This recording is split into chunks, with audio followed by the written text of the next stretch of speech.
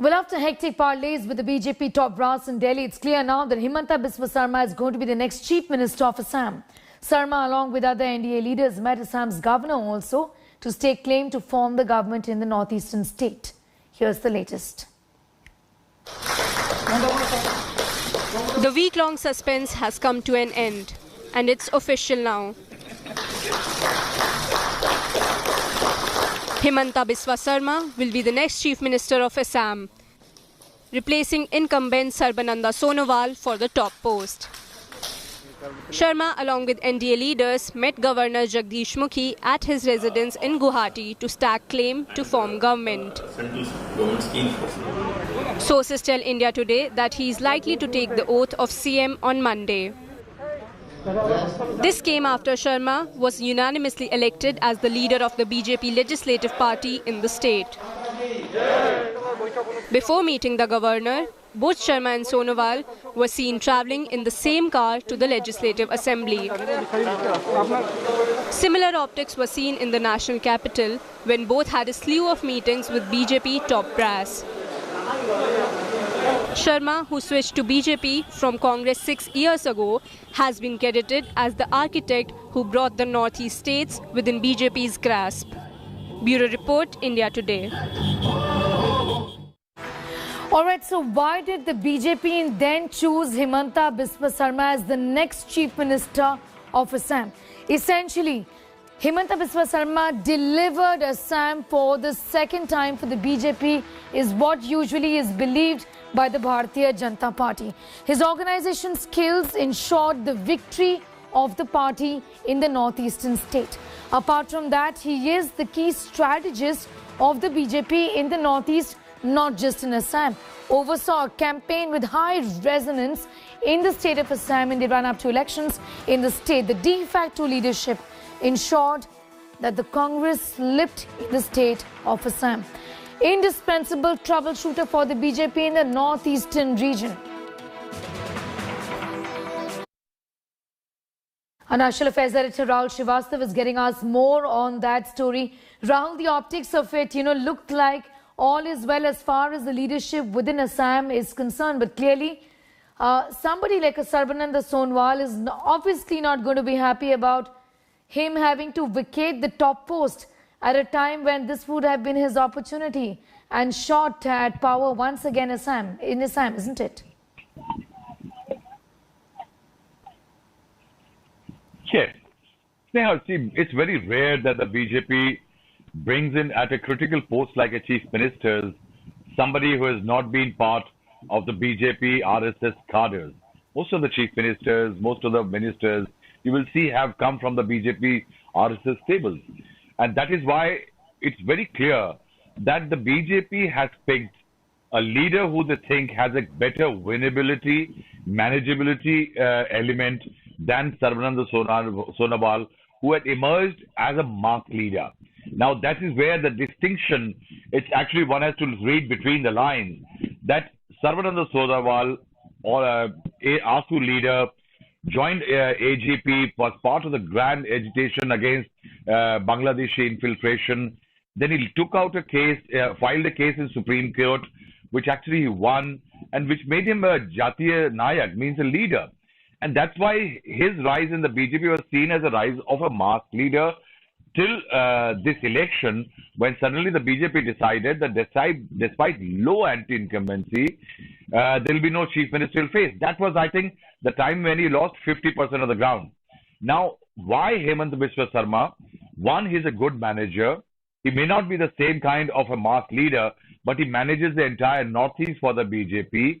The BJP is pinning hopes on his talent of winnability and managing better. The BJP made a mistake in states like Uttarakhand, where it had to change midstream the horses. The BJP does not want a politically strong leader like Mr. Sonowal, but not a great manager with the challenges like the COVID, for example, the anti-CAG protests, the NRC-CAA linkages and the problems. Then also there is a problem of tea workers, salaries. There are several other elements where the BJP finds that he is more suitable, and that's why Sonowal will be provided a future in terms of a cabinet berth one will have to wait and see whether he accepts it. Interesting developments there. I'll be with us. You mentioned the challenges before the new Chief Minister of Assam. He's known as a troubleshooter, really. But what about the troubles in the state of Assam itself? Lots of issues that Himanta Biswa Sarma is going to be having to deal with. Let's take a look. What then are going to be the top challenges of the new Chief Minister, Himanta Biswa Sarma? Let's take you through that. First and foremost, the pandemic, the coronavirus crisis and the state of Assam, like in many parts of the country, is going to be his biggest challenge right now. Apart from that, a sulking former Chief Minister, Sarbananda Sonowal, and also the cadre. That's going to be a bit of a problem as far as Himanta Biswa Sarma is concerned. The tribals there possibly will be angry with the exit of Sarbananda Sonowal. That's also something that he'll have to deal with. Wages promised to the tea garden workers. Again, a major area of concern, and this is something that he has to handle. Tackling the unrest related to the Citizenship Amendment Act. That again is something that Sarma will have to be dealing with.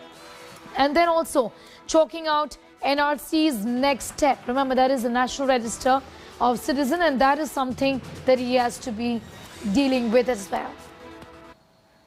Rahul continues to be with us. Rahul, there's been a bit of a lull as far as the protests against the Citizenship Amendment Act is concerned, given the pandemic. But this is something that is going to resurface when things settle vis-a-vis the pandemic. It's going to be a big issue. It is a big issue in the northeastern part of the country, and Himanta has his task cut out, isn't it?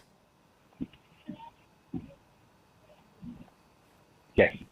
You see, Sarbananda Sonowal faced this problem. He belongs to the tribal community representing the ethnic right. He was part of the agitation against the Bangladeshi infiltrators, and then he blended with the Hindutva element. Now, the citizenship and the register and the other elements are very interrelated and affect different segments of the society. And these have been voters of the BJP, and that is why the BJP may find that there is a situation from which it cannot escape. Now, if it pushes for CAA, say in a state like Bengal, or makes it a political issue, it's a problematic issue in states like Assam, because the Bengalis, the Hindus who have migrated from Bangladesh, maybe start feeling jittery, and especially they being voters of the BJP. And if the BJP doesn't push for NRC and against the Bangladeshis, that whole ethnic vote and the Ahom pride element comes in, and the BJP will find it difficult to explain. And that's why it's a very tricky, thin-ice situation for Mr. Himanta Biswa Sarma, that how he moves from here. Largely also, Assam has a great potential in terms of tourism and several other development aspects. Somewhere the BJP sources are saying that Himanta Biswa Sarma, with his better administrative skill, perhaps could push Assam towards those employment and other avenues which can actually obliterate a lot of these political and administrative issues which may come up because of NRC, CA and others. All right, Rahul, thanks for joining us. Rahul Srivastav with his perspective on that important story.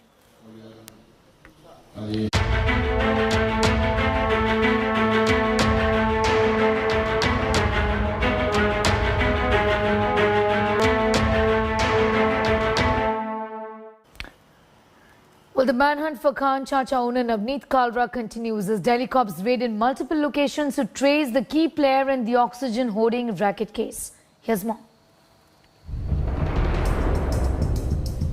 A posh market, a high society criminal. A deal involving an essential commodity during a raging pandemic, and a game of hide and seek with cops. This is the story of Navneet Kalra, and the hunt for him seems nothing less than a crime web series. Hours before Delhi Crime Branch raided Kalra's Chhatarpur farmhouse, the high-end oxygen concentrator black marketer fled the place with his family. His guard says the owner of Khan Chacha food chain was hiding in his luxurious farmhouse. Chhatarpur के गदईपुर इलाके में ये जो कालरा का आलीशान farm house है, यहाँ पर दिल्ली पुलिस की टीम आई थी, लेकिन उसके पहले ही जब रेड की जानकारी मिली थी तभी नवनीत कालरा इस फार्म हाउस से अपनी 2 लग्जरी कार के साथ बैठकर परिवार समेत फरार हो गया था, यहां तक कि ड्राइवर को भी नहीं लेकर गया था। तो कब निकले थे वो लोग यहाँ से? वो रात में निकले, वही तो दिन ड्यूटी थी, रात में निकले हैं। कितने बजे? वही 8:30 पौने 9 के आसपास होगा। तो ड्राइवर को लेकर नहीं गए? नहीं जी। गाड़ियों से निकले हैं? हाँ जी। कौन कौन निकला? फैमिली निकली इनकी पूरी, दोनों गाड़ियों में। और नवनीत कालरा भी थे उसमें? हाँ, फैमिली वही है। फैमिली पूरी। हाँ जी। After conducting multiple raids in Khan Market, Delhi police nabbed 4 accused, but the key player continues to dodge the cops. The police had recovered close to 100 oxygen concentrators from Khan Chacha restaurant in Khan Market during raids on Thursday and Friday. The Delhi High Court is scheduled to hear oxygen hoarding case on Monday as the manhunt for Kalra continues. The Delhi police has conducted multiple raids at several premises, including the farmhouse of Navneet Kalra, who is still absconding. A team of Delhi police has also been tasked to prepare a list of possible witnesses who might have bought oxygen concentrators at a very high price from Navneet Kalra. Munish Pandey in Delhi for India Today. Well, as COVID monster surge grips India, states resort to imposing more stringent curbs. Both Delhi and Uttar Pradesh have extended lockdowns till the 17th of May. Meanwhile, the Indian Medical Association has hit out to the centre for not imposing a nationwide lockdown to relieve the reeling medical infrastructure and give some breather to doctors. Here's more.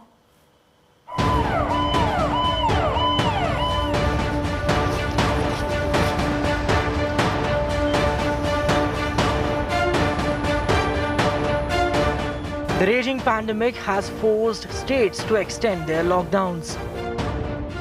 Owing to the crumbling medical infrastructure, Delhi government has decided to impose stricter curbs for another week. अभी ढिलाई नहीं दी जा सकती, अभी समय नहीं आया है ढिलाई देने का। तो सबका ये मानना है कि अभी लॉकडाउन को और एक्सटेंड करने की ज़रूरत है। जान है तो जहान है, अगर ज़िंदगी बचेगी तो बाद में और बहुत कुछ कर लेंगे ज़िंदगी में। The Kejriwal government has imposed stricter curbs this time around. Now metros will not run in this phase of lockdown, and marriage ceremonies will be allowed only at home with 20 guests. The state resorted to extending the curbs till May 17th as Delhi witnessed a sharp fall in cases after lockdown was imposed on April 26th. Neighbouring Uttar Pradesh too resorted to extending its curfew till May 17th. Amid rising cases, UP CM Yogi Adityanath reviewed the DRDO's COVID facility. हर एक स्तर पर संसाधन बढ़ाने के प्रयास हो रहे हैं। सरकार, समाज, सभी लोग मिलकर के जब प्रयास करेंगे तो उसके सार्थक परिणाम आएंगे।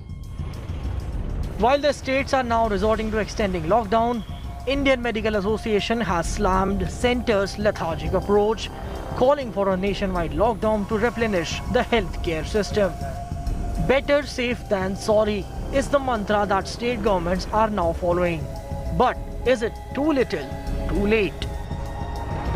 Bureau Report, India Today.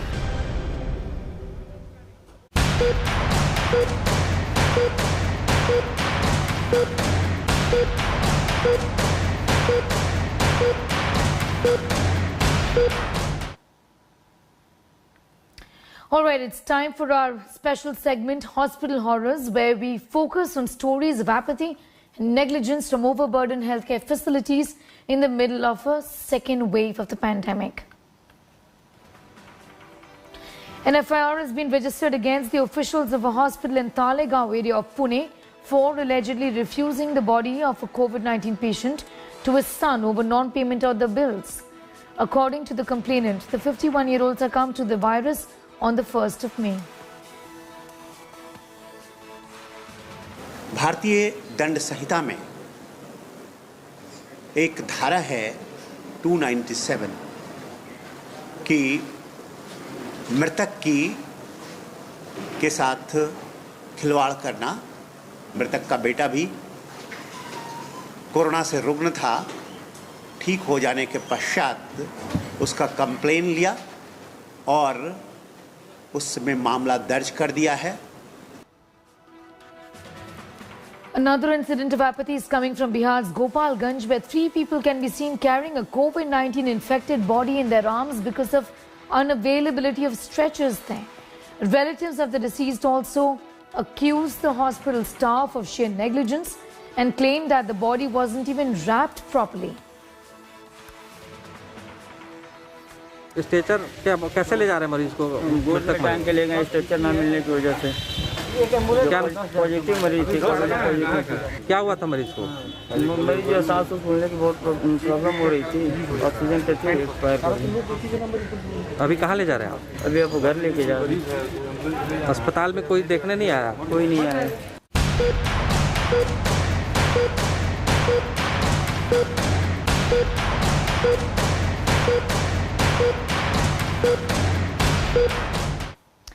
Well, in the midst of the COVID gloom, let's also get you stories about how doctors, and there are many others who are helping out and reaching out. Let's tell you now about a 26-year-old doctor who's setting rather an example with her selfless service. She called off her engagement and chose to serve patients suffering from COVID-19 instead. Yogesh Pandey brings you this report. Not all heroes wear capes. Some wear spotless white coats. Meet Dr. Apurva Mangalgiri. एक doctor के नाते मरीजों की सेवा करना ही मेरा धर्म है और इसी में मुझे बेहद खुशी मिलती है. The 26-year-old doctor chose serving COVID patients over a wedding ceremony. Apurva was scheduled to get married on April 26th. But due to the massive caseload in her city, this consultant physician felt it won't be right to get married at this time. मुझे नहीं पता कि मेरा ये निर्णय कल मुझे सही लगेगा कि नहीं, लेकिन आज की जो स्थिति है कोरोना की, इसमें मुझे ऐसा लगा कि शादी नहीं करनी चाहिए. महिला को ये अपने मन से भय हटा देना चाहिए कि क्योंकि वो महिला है, वो इस तरह का निर्णय नहीं ले सकती. She had to call off her engagement with her fiancé for her duty. And that is not all. She even resumed her duty in just 3 days after losing her father to COVID in September 2020. Corona में मैंने अपने पापा को खोया, इसीलिए मैं वो दर्द समझती हूँ. मैं अपने हर पेशेंट में अपने पापा को देखती हूँ और मुझे ऐसा लगता है कि मैंने अपने पापा की ही सेवा की है. Such selfless service and extreme sacrifice by our doctors help to keep our spirits up as we battle the deadly pandemic. Bureau Report, India Today.